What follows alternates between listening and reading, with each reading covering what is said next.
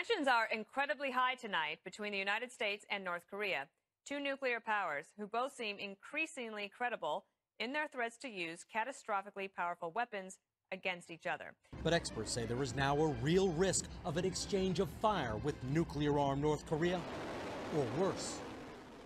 The growing concern comes after President Trump stepped up his personal insults against Kim Jong-un. We are at such a high level of potential escalation to full-blown war because of the relative inexperience of the leader in Pyongyang and the leader in Washington. The big worry among experts is that there is some exchange of fire, perhaps fueled by the rhetoric, and that it snowballs. And I am concerned that some of this rhetoric, this escalatory cycle, this tit-for-tat of calling each other names on the world stage, that has the real potential to, balloon out of control because of this really outlandish war of words. The new real wild card in this difficult relationship is our own president.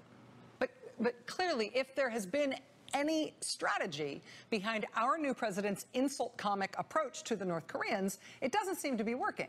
Nuclear experts, nuclear security experts, Asia hands are freaked out today at what they see as this escalatory crisis. But the rhetoric, the personal threats and insults has the world worried at the United Nations. Fiery talk can lead to fatal misunderstandings. In China, which says this is getting dangerous, no one would win a war. And in South Korea, which claims this morning North Korea is moving warplanes to new positions. But Kim Jong-un clearly now sees this dispute as personal, and history certainly shows wars can start from small sparks. Such rhetoric increases the possibility of war rather than decreases it.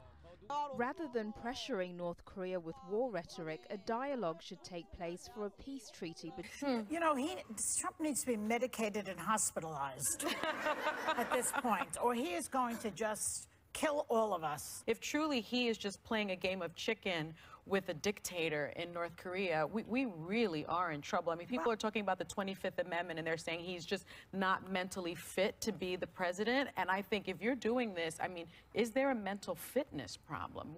And Trump seems to be making all of this up as he goes along. We are learning stunning new details about President Trump's extraordinary fire and fury threat tonight. Multiple sources telling CNN the president ad-libbed those words. They were improvised on the fly. For fuck's sake! That is just not a good idea. They are now currently goading each other towards Armageddon, which is absolutely terrifying.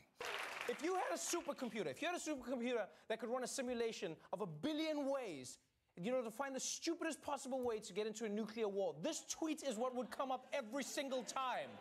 The president opened up 2018 with some very reckless tweeting that could potentially put all of our lives at risk. Now, you would think that Donald Trump would embody being a leader and take whatever steps needed to de-escalate the situation because, well, he's the damn president. But, of course, that's never the case, and the 71-year-old jumped at the chance to flex his firepower muscles. I think the rhetoric, especially from Donald Trump, is just incredibly dangerous and scary. Clearly, the people who set up the system made some big assumptions that the U.S. president would be of sound mind and careful with his words and tweets. Sleep tight. I wouldn't fight fire with fire. And though I respect the president and respect his judgment, the language was so over the top that it will encourage this crazy nut in North Korea rather than deter him. But I think there's pretty broad agreement among international relations specialists that the single thing that could be most disastrous would be a war with North Korea. And tweets like this essentially pour gasoline on that blaze. We'll see an alarming game of nuclear brinkmanship between two of the world's most hot-headed leaders. I don't even know that I would call what Donald Trump did here decided to react. This is not a reasonable form of reaction, no matter what part of Kim Jong-un's statement he wanted to respond to. I've said this before. I don't think this kind of thing can possibly be overestimated. He's walking down these steps to shake the hand of the South Korean president. So many people hoping this meeting will lead to substantial change and a deal which in place as we speak. How significant is this moment? It's a groundbreaking moment, Joe. It's magnificent.